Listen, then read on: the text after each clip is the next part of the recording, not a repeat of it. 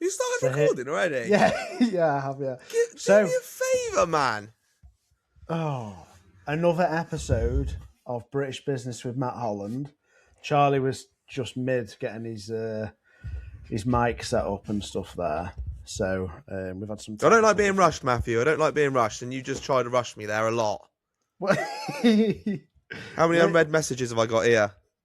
Oh dear. Quite a few. Well, where you at? Where you at? Hurry up! Hurry up! All I would say is it's 19 minutes past when we said we were going to start, but I suppose technical challenges. Technical challenges. They've been very challenging. It was either the equipment or it was the user. In the comments, let us know what you think the problem was. Was it Charlie or was it his laptop's fault? I don't think we need the comments for that. I think I can tell you it was probably a bit of both. A bit of both. Nothing wrong with that. Oh, rightio. So has it been a stressful day today? I'm guessing it has, based on the not overly. Not any. I don't think anything out anything beyond the ordinary. We did have a new delivery of a new machine today, which was quite plain sailing actually. It's quite exciting. I bet you're mega excited. How much does one of those weigh? Did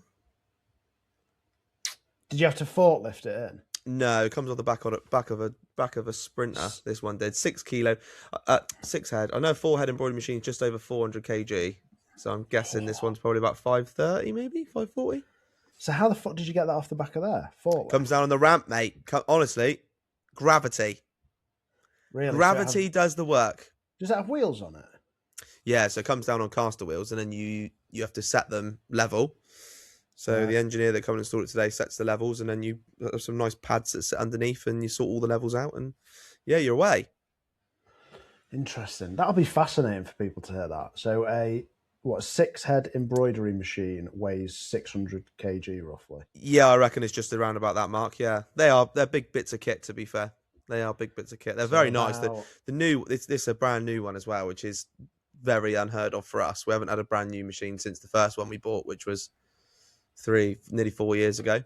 So to have a new one wheel off the wagon looking all shiny and have all the plastic taken off it, it's just... Did you buy it brand new as well? Yeah. Nice. Well, that's a nice. It's quite difficult to find. It's quite difficult to find them, to be honest with you, second hand. We have got lucky a couple of times, but I think for us, we wanted to go for more heads. So in embroidery speak, that's more items per run, essentially, than what we've had previously, and trying to find a 6-head which is accessible and you can go and grab yourself is quite a challenge. So hence why I'm guessing you'll capitalise that on your balance sheet and then you'll just depreciate it over time.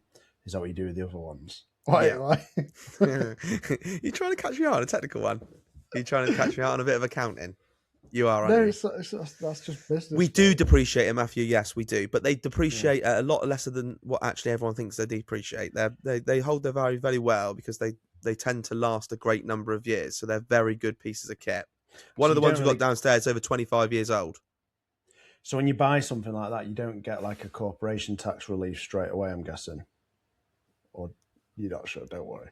Anyway, so anyone listening, if anyone knows about, well, I don't know. I'm sure you'd be able to offset. Well, you capitalise it, so you don't make a loss in the month that you buy it.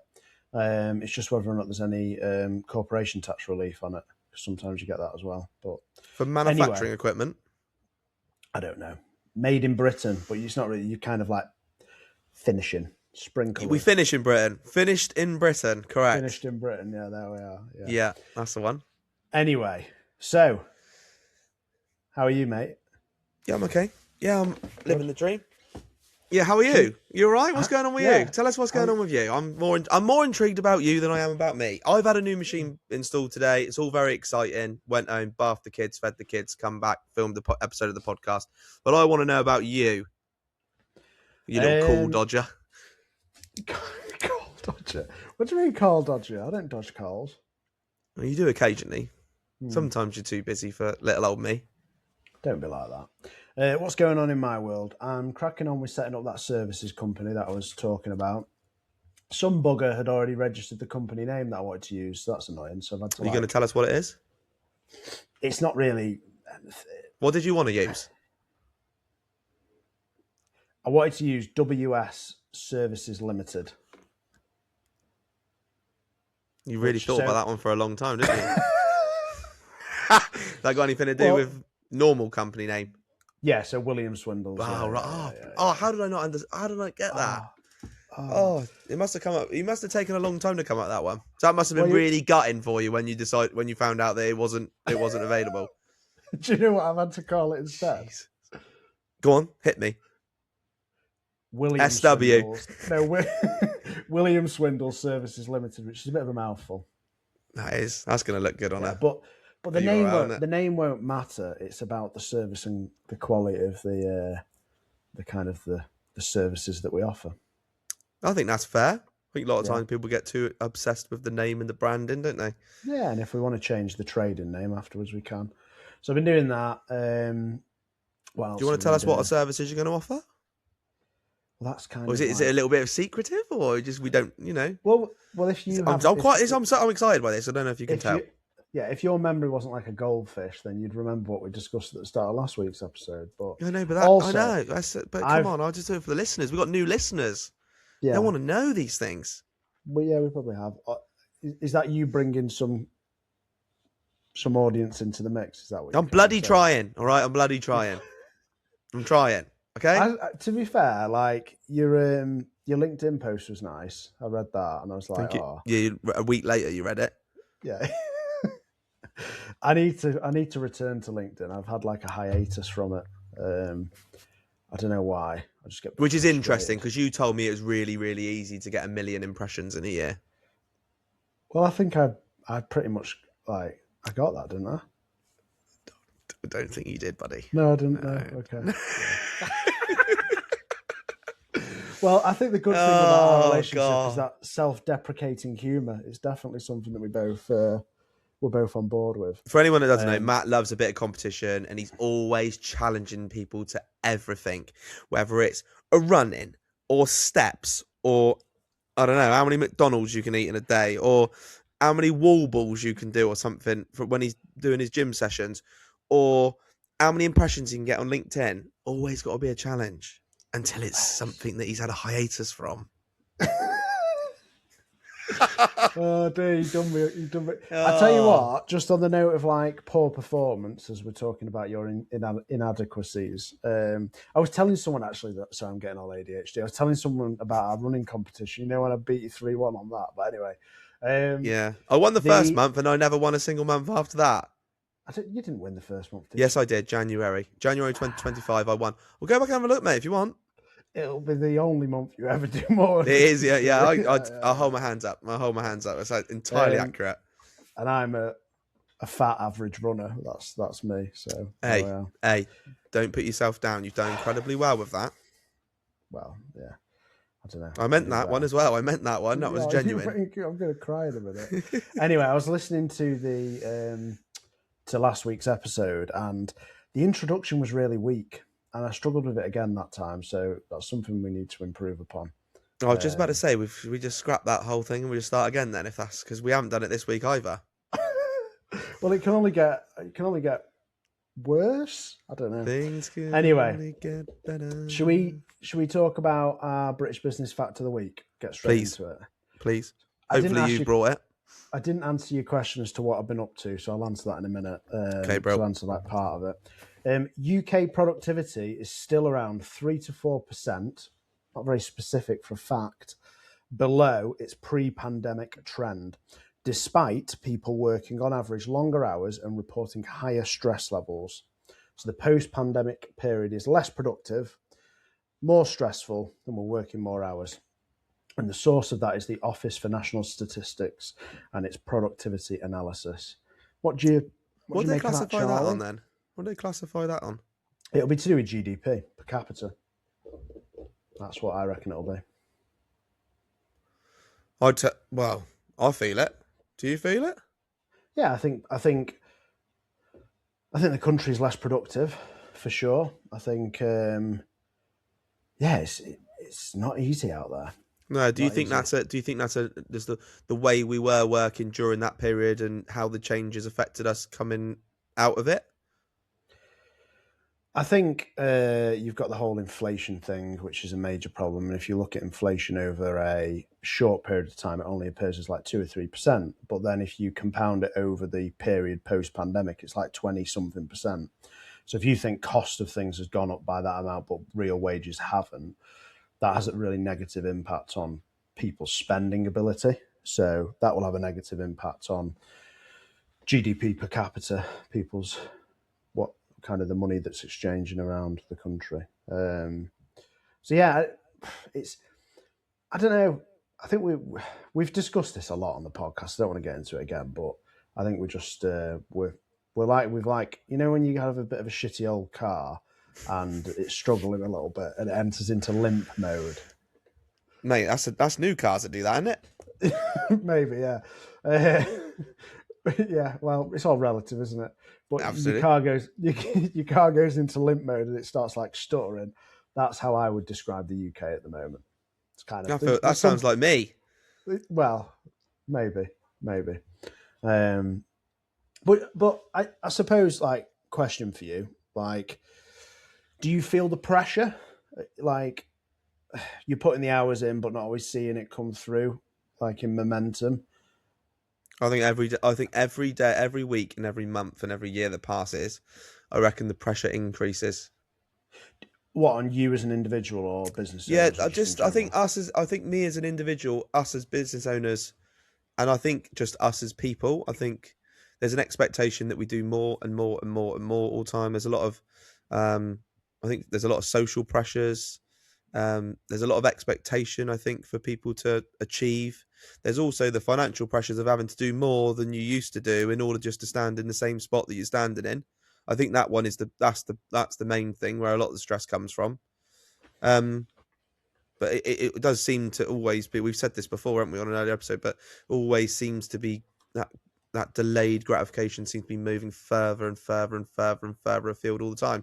And I think it's interesting you say about like our productivity versus our and stress. And I think bloody hell, like for me, that's definitely heightened. That's definitely up there because of how hard how hard it is to do things on a day-to-day basis, how hard it is to do business, how hard it is to succeed.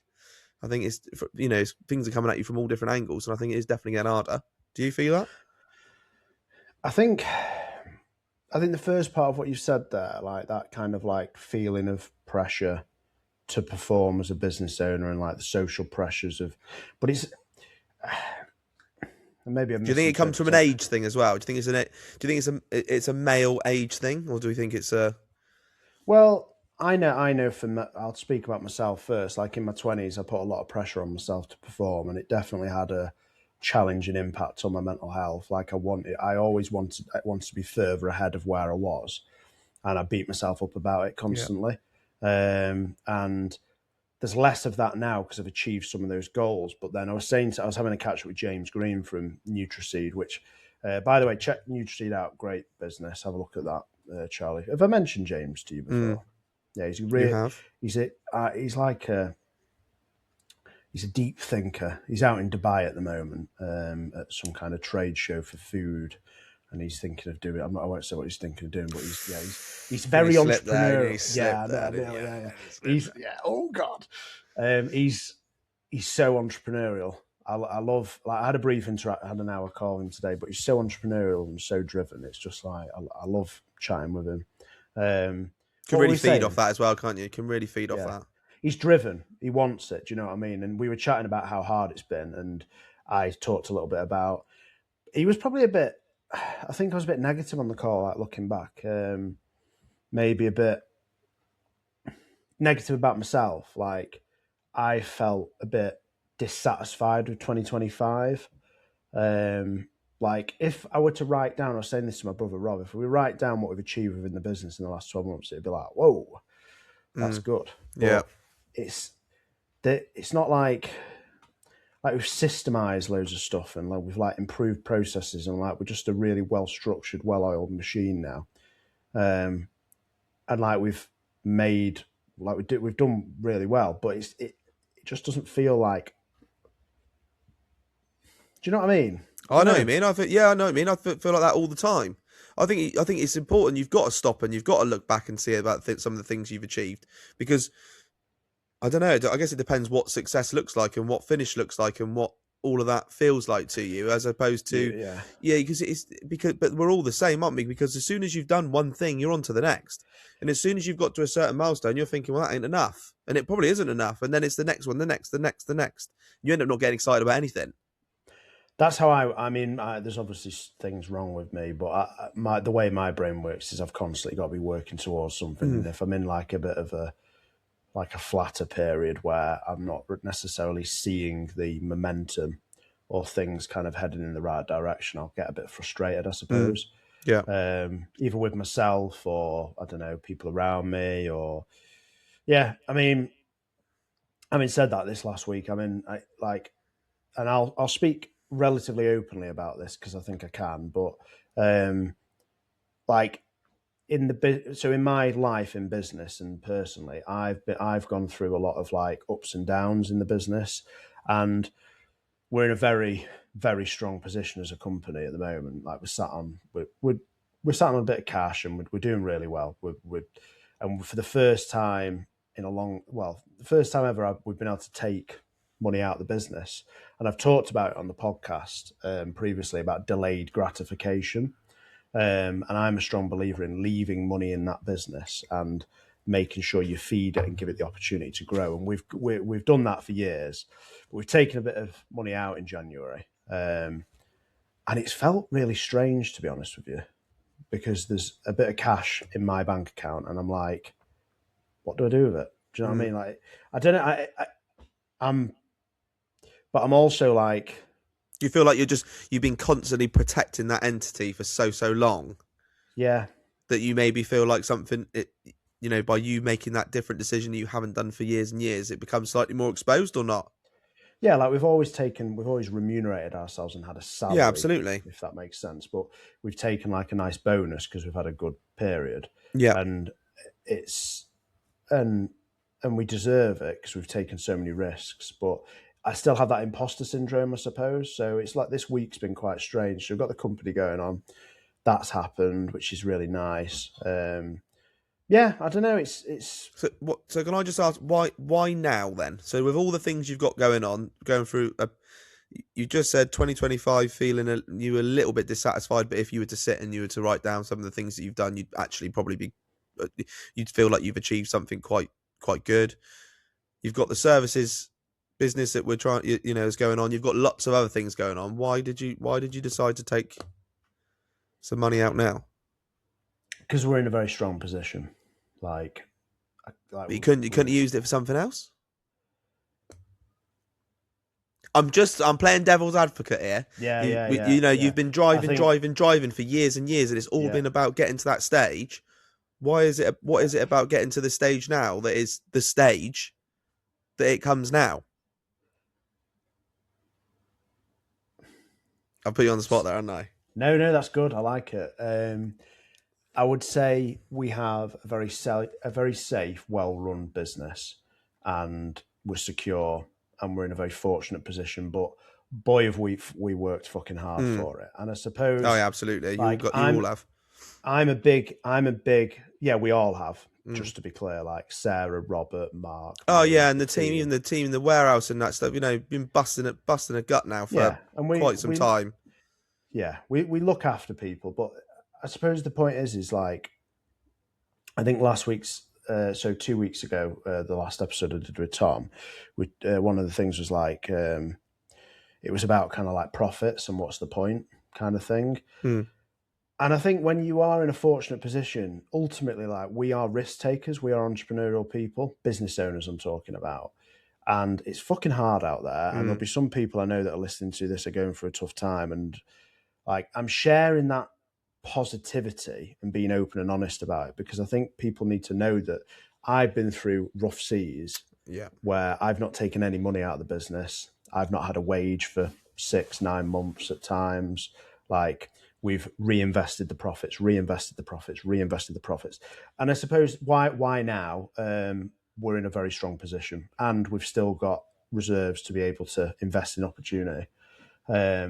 So yeah, do you think all that work you've done with systemizing processes and stuff in the last year has allowed you to feel a lot more safe and secure about the business moving forward then?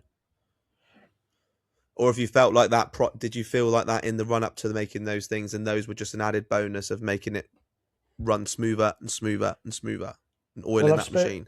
I mean, I've spoken a little bit about in the past about kind of systemization and having like businesses or organizations which need to run efficiently, because if you're not efficient, you're not going to be profitable.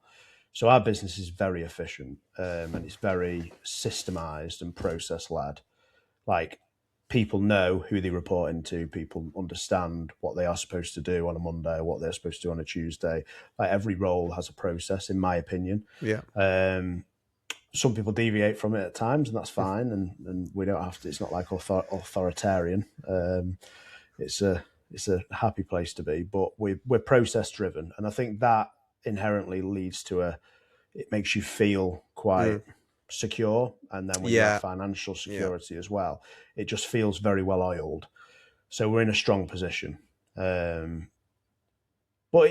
I mean, maybe that's part of the reason why I've felt at times how I do over the last 6 months, because it's not been chaotic. Living in that chaos for so many years, like where it's not been quite as controlled. And maybe this new little business is like me, kind of like exploring that a little bit, and it's kind of searching for the chaos. So we spoke last week's episode. Me and you chatted a little bit like waiting for the moment to do something, but not doing it because we didn't have the systems in place. And actually, my view is that if you have an idea, you fucking launch it. You send it, and then you work out the process afterwards. There's like a meme online, actually. You might have seen the reel where, I mean, everyone scrolls Instagram. I do, like, bit of brain rot now and again. It's nothing. It's not bad for you. But it's this thing where it's like entrepreneurship. It's like, do you wait and work it out, or do you just go for it? And then it cuts to like someone reading a book while flying a fighter jet, and it's like, that's not that I'm comparing myself to a fighter pilot, but you get what I'm saying. It's I think instruction manual in one hand, and we've already taken the leap. Yeah, I hear what you're saying. That is entrepreneurship. So I love that. I love learning while I'm doing, and I think the last 12 months has been me being played slightly out of position, having to delegate more, having to try to micromanage less, which has been really hard transition for me, really hard. So I've had to learn a bit of a new job role in this last year or two, but I think I'm understanding it a bit better now in terms of what my job is. But yeah, it's a good problem to have, having to evolve. But this new project it's nice because I get to get my teeth into things a little bit more. Is there ever that fear that you might get your teeth into it too much, that you take your eye off the ball on what's currently going? No, because I've got great people in the business, and it's so well systemized. So it's like, so you've got to a stage where you feel comfortable now to do something additional to what has been the game for a long time. Yeah, and I've been looking for stuff. Like we were about to buy a garden centre in December, January, but that didn't pan out because. Would that have been WS Garden Centres? Maybe. I don't know. Maybe that'll happen one day, Charlie. We'll see, won't we? I hope so. No, I don't. I think if we were to have taken that garden centre on, what we would have done is it would have been branded the way it was. Yeah. If that makes sense. And we would have improved that brand. It was great business. It just wasn't very well run from the way they'd structured themselves preparing for sale wasn't ideal. So then when they came to sell, they wanted to do things a particular way and we wanted to do it a different way. So it just didn't work out. I can't really say much more than that, but it is what it is. So yeah, but yeah, things are good. So this episode, we've just chatted. It's great. I love it. I was actually going to ask you a little bit. One of the things on my show notes, and this is why I've not shared it with you, because I think it works quite well, me having the show notes and you not having them, and it worked well with Tom. These show notes that you decide, you were like, we're going to plan. I'm going to give you some notes, and then we'll just go from there. And that was 2 weeks ago. I haven't seen any yet. My view is that I don't think you need them. Matt, I've been winging it for 34 years, mate. We can carry on winging it now. I'll be all right. Yeah, I mean, it can't get any worse, can it? No, it can't get any worse. No, it can't get any worse. Absolutely Just not. For context as well, right? Because I don't think not many people they might have not watched your episode. So a bit of context as to you and what's going on in your life. You're in like the sharp end business. Your business is doing really well, but you've got a son that is how old? 4, just over 4 and a bit. Don't say his name. And then you've got twins. Yeah, the twins are yet to reach 2. Yeah. So Charlie is at the sharp end, both in business and personally, I would say. Yeah, feels it as well all the time. And you're training for a marathon as well, aren't you? Yeah, that was the plan. You know, it's the plan. You can keep rubbing it in all you like, but look, we didn't get on the tarmac and we didn't put enough steps in. So we're at the stage now where it's far too late for me to even consider doing that. I've got a little 10K booked in at the end of February. You'll be pleased to know. So I'm going to carry on with that. But the marathon idea is going to have to be parked for now. We can't do it all. Why don't you come and do this charity run with us? It's for men's mental health. Okay. What? We're doing that in March. Come up to Manchester. Yeah, I know you're doing it in March. Yeah, we're doing some T-shirts for it. Oh, yeah. Yeah, I know when it is, mate. Don't worry. Me and Danny got it sorted. Don't worry about it. It's okay, fella. You don't worry yourself with the details. We'll sort it. All right? Yeah. I thought you didn't know, but yeah. What were you going to ask me anyway? Come on, what were you going to ask me? I was going to say you're going to do the run. That's what you're going to ask me? That was what you're building up to? No. Oh, okay. Have you been watching Traitors? No, I've never got into that. I don't even know. I couldn't even tell you what the aim of it is, to be perfectly honest with you.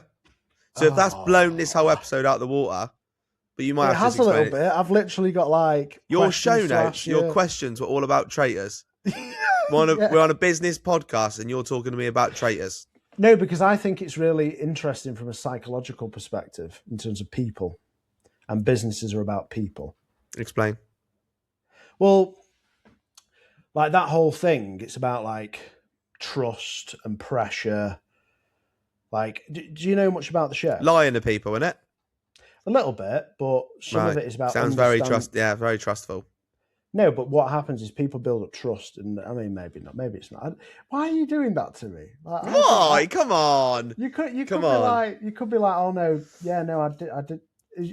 Why have you not watched Traitors? Has the missus not watched Traitors? I don't know. I don't really watch anything like that on TV. Right, well, there'll be a few people listening to this thinking, what is wrong with Charlie? Absolutely great. Top tier. I mean, I'll hold my hands up. I watched 3 episodes. Didn't watch right. Okay, now you're expert.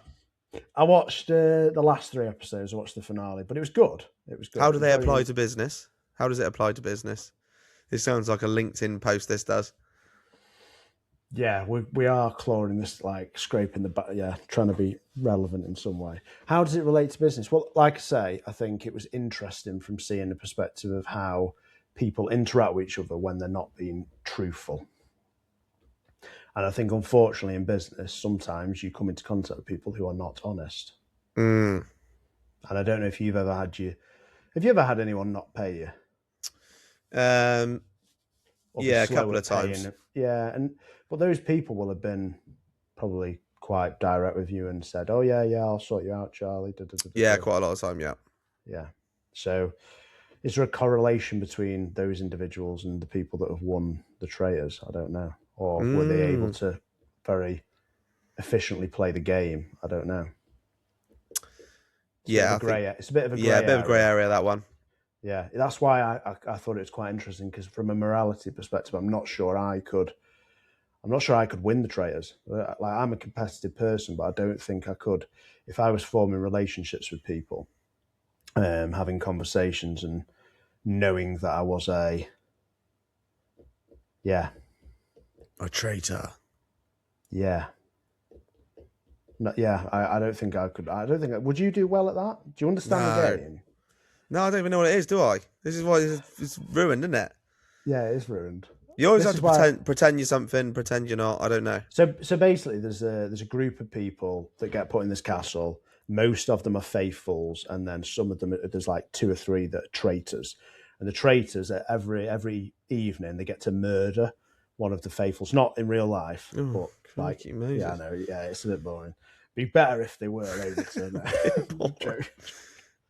They basically select someone to murder. That person goes out, and they're basically murdering the faithfuls. And then the faithfuls every day they get to have a vote and see if they can identify who the traitors are.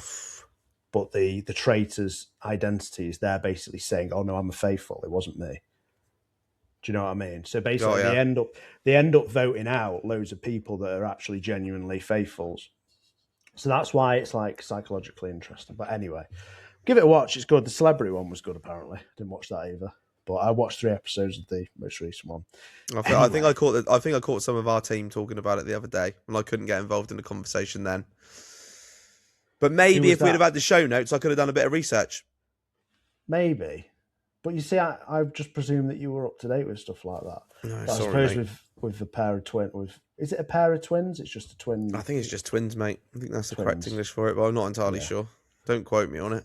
Yeah. Anyway, well, that's the end of the episode, mate. No, I'm joking. There's a couple more bits. So, I wanted to chat about goal setting. So, I've talked about that a lot. This episode is being filmed at the end of January, and it's coming out the second week of Feb. We will have gone through January as a month. How are you getting on towards the goals that you set at Christmas for 2026? How are things going? Did you set any goals? Why are you laughing? Because I have never ever been one of these people that sets goals and stick them in a frame. No, I've never done it. That's a bit. You know what I mean, Matt? I'll be honest. I don't really do an awful lot of manifesting where I sit and I think about those sorts of things. I think I probably had some things I wanted to do a lot more of at the start of the year, which was what I spent a lot of time over the Christmas period thinking about. They haven't quite come to fruition for me yet. If I was to compare to what I was doing this time last year, they probably are a lot more improved. I basically wanted to make more content and do it from the beginning of January, and I wanted to increase what we were producing and what we were putting out on a weekly basis, right the way through the year. But I want to start really fast in January. It wasn't quite that fast, and it probably isn't as much as I thought it was going to be. You had a few things going on, but I suppose my question there is, right, so you have actually set some goals, you're just not necessarily written down. That's right, isn't it?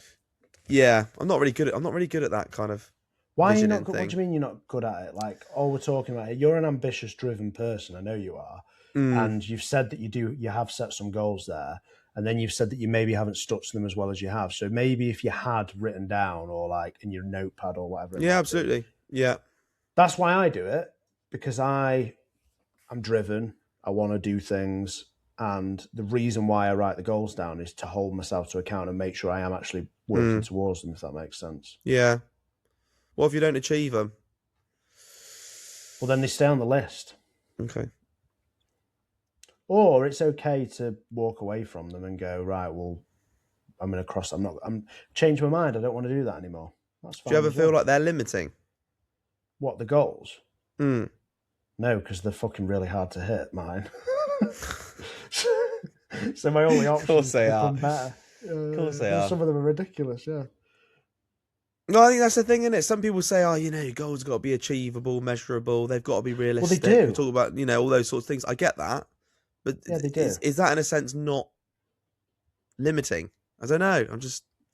I don't know. I don't know why. I probably should have spent some more time thinking about this sort of stuff, but I think you should live very much in the moment. I get that. So do I. Skinnier teeth. Let's just what does that mean? Let's see. Just get by the skinnier teeth. Let's see what we can find. Skinnier teeth, right?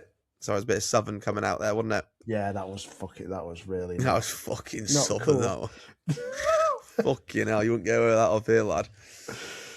Oh dear. But yeah, I think that's probably something that's an opportunity or a slightly negative in the way that which I work and live, is that a lot of the things I do is very much reactive and in the moment. It's been like that for a long time, and I do find it's quite hard to get out of that, even though I constantly work to try and get away from that. Well, I think it's really good you're being honest there, because I'm definitely like that as well. And that's why I set the goals, because to keep myself accountable. So it's like, if I don't have any goals or if I don't have some kind of structure, I feel like I'm in a state of chaos, if that makes sense. Yeah. like from a perspective of like, what's the direction, what's the vision? Well, I need to have tangibly sat down and thought about it over a period, which is why I've spoke a lot about goal setting over the last month or two. But the reason I'm mentioning it in this episode is because we're a month into the year. So it's like what progress has been made. And I'm gonna go through a process at some point in the next week, and I'm gonna look at my goals and go, where am I at? Have I made meaningful progress? I mean, ironically, I've injured my knee with running, so I've not been able to run for the last 2 weeks, which has been very irritating. Did I mention that to you last time we had the podcast? Yeah, you did, mate. You did. You self-diagnosed it as a patella tendon injury after consulting Google for a bit. Yeah. Well, I saw my physio. Dr. Holland. It wasn't my patella tendon. It was a... Good joy on your patella.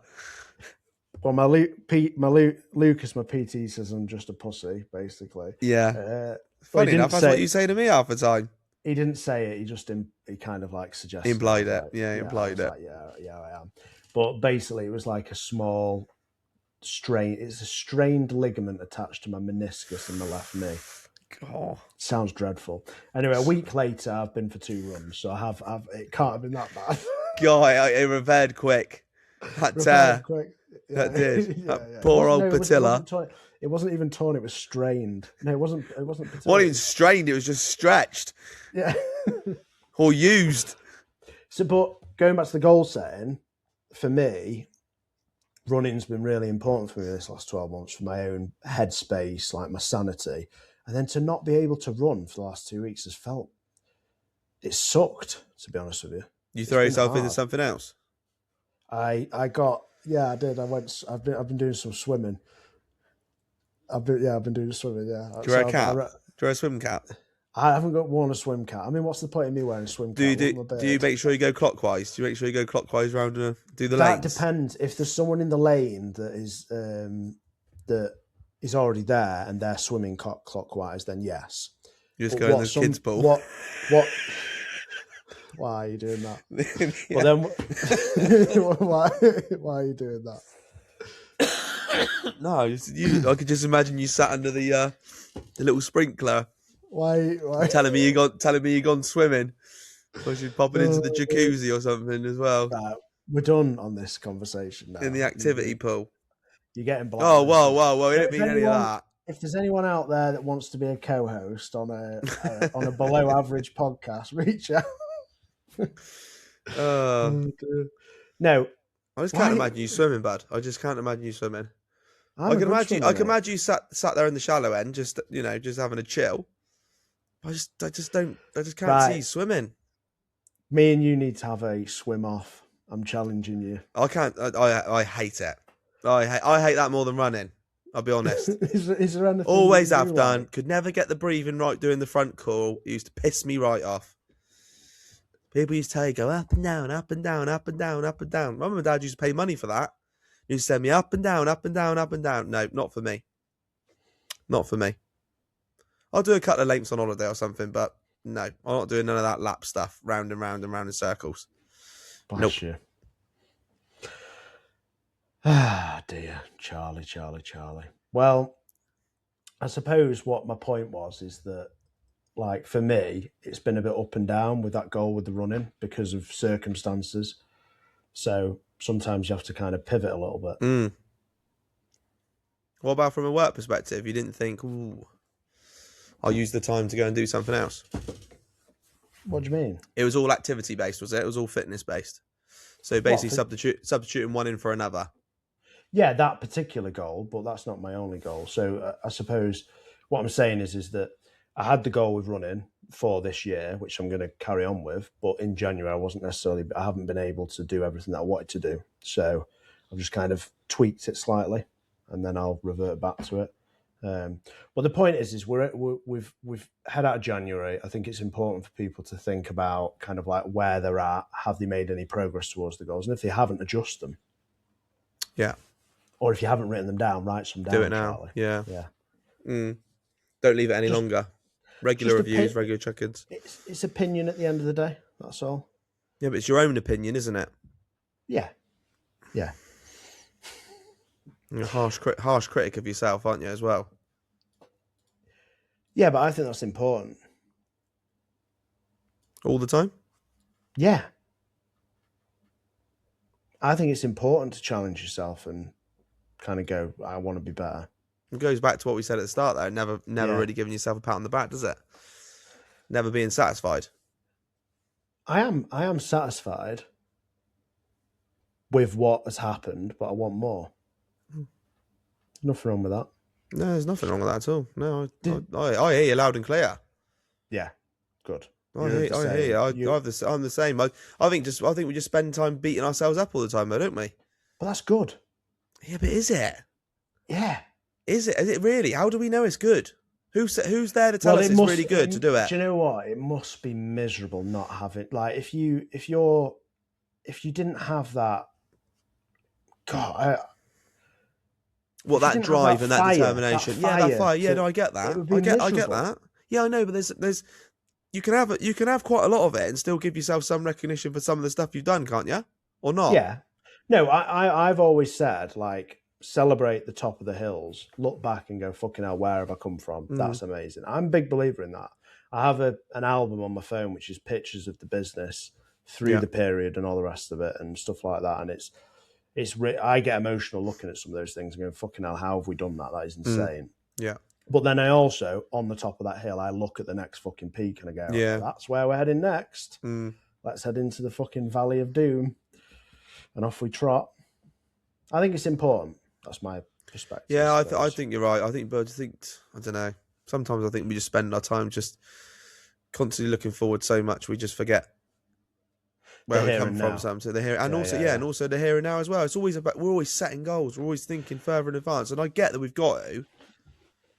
But I'm probably too far the other way. I probably live in the here and now too much and don't think too far ahead. No, I think you're underselling yourself here. I think you are very, very driven, and I think you sometimes you're afraid of admitting it. Perhaps I think you are driven, and I think I suspect part of the reason why you've not set the goals is because you don't want to fail. Yeah, never really been too afraid of that. I guess there is, aren't you? Yeah, but it is slightly different when you've got a family at home that kind of not necessarily rely just on you, but there are other things now. There's other things. There's more people in this business. There's more people whose family food on the family table relies more on some of the decisions you're making. There's a lot of responsibility there. So I think to go rah, completely gung ho on what we're going to do, keep accelerating forward. I think. But that's why you've got to. I guess so. I guess as well, because if you've never grown a business to a stage where you're exiting it and then you're starting another one, actually, I think there's that constant like, oh, did I make the right decision there? Is buying that machine downstairs the right decision right now? I'm not sure, but at the time when I decided to go gung ho on it, it was. Yeah. Well, what you've got to say to yourself, and I'm thinking of Sinclair, but like that whole, if you don't innovate, you evaporate. That is good. That is a good saying. If you don't innovate, you evaporate. And in business, if you've got responsibilities and you've got to pay, you're putting the dinner on the table for a lot of people, like you're managing and supporting a group of people that are working together for a combined goal, and you're making the decisions that risk that. It's a pressured thing, but you've got to do it. Because otherwise you stay. We've got a couple of suppliers that I look at. I won't say the names, but they are embarrassing in terms of like their infrastructure and systems. They're going to get left behind. They're getting overtaken by other suppliers, and it's embarrassing. Those people's jobs are at risk. They don't realise it yet, but they are. Yeah. You have to keep improving. Anyway, ChatGPT question of the week to close off the episode. Are you ready? Yeah. These are normally quite deep. If you rewound to January, knowing what you know now, what goal would you frame differently? I ain't got any, have I? Well, yeah, it's fucking shit because you've not set any goals. Fuck's sake, Charlie. I suppose I should have shared the notes with you because you could have gone, we got a problem here, Matt. I ain't watched the Traitors. I ain't watched the Traitors, and I don't believe in goal setting. No, I do believe in goal setting. Do whatever it is you do. So hang on. So if I rewound to January, what would I reframe differently? Let me read it to you again, darling. So if you rewound to January, knowing what you know now, as in how hard January was, what was challenging, the things that you wanted to try and achieve in the month of January, what goal would you frame or approach differently? So what obstacles and challenges did you see in January at the start of the month, and what goals did you set around the month to try and achieve things? And is there anything you would have approached differently? I don't know how I can try and reframe the question. No. I think I'd have just done performed it faster and gone harder from the minute one. It was a bit difficult in our business because you see that my co-founder Tom decided to have a baby over Christmas, so he's inconsiderate bugger. Yeah, so he's had the baba. So he's not been here. So we weren't firing quite as hard as we probably could have been going into the first week. And I think for us it's been a little bit of a scrappy month. Like sales are very January is how I would kind of put them. It's hard out there. Yeah, it's really hard out there. Yeah, really hard out there. And I think I talked about like wanting to do and produce more content just to kind of get more eyes and ears on us across all platforms from the minute we come back, and I wasn't well enough prepared to going into that anyway. I left myself quite late, so I guess if anything I'd have approached that differently. I'd have probably given myself a little bit of a buffer before I started saying this is when I want to do it, and accepting the fact that the 2-week period on coming back is going to be difficult. I'm going to have to just ride it. We're just going to have to survive it. We're going to see where we are. But actually what you want to achieve in that month starts at the point in which it can start, realistically can start, and then it needs to be extended further into that, and maybe it goes into February, and maybe it moves into the beginning of March before you're fully up and running. Yeah. Maybe I was too hard on myself, and that's probably the reason why I feel the way I feel about the month we've just had. But is that because the goals weren't clearly defined? Yeah, absolutely. Did you not? They probably weren't realistic as well, were they? Let's be really honest. So your criticism of smart goals, or smart targets for the month, you do need them. They do need to be smart. Yeah. Shall I go away from here and start writing down some goals? Yeah, I'll tell you what. Next week's episode, when we have you on again, you want my goals? Well, we don't need to do a rerun of all the bloody goals. We've done like goal setting episode after goal setting episode. I just presumed that you'd been watching the content and you'd gone off and done your thing and listened to it. Yeah, I know. Someone proper like James Sinclair who talks about it even more than I do. What an episode! I feel like I've gone to the head teacher's office. Oh, that's where I've been. What was all the that headmaster's office about now? Swimming. You've been mean to me today. Anyway, that was a good episode, mate. I like our chats. It's good. Hopefully, some people listening, if they've made it 47 minutes into the episode, it's far too long, will have appreciated that. If you've made it to the end of the episode, comment, which no one will, so it's fine. I'll be amazed if anyone's stuck with us for that long. I'll be amazed. No chance. Especially my waffle. Your mum. I reckon your mum will be listening. I don't think she knows how to use YouTube, Spotify, or any of the others. So she's got Instagram, mate. Yeah, she's good on Instagram. Yeah, she's good on that. Yeah. Bless I'll her. send her the link. She's always sharing the content. We're number one fan. There we are. Right, darling. We'll stop there. Cheerio. Good to see you. Thanks all.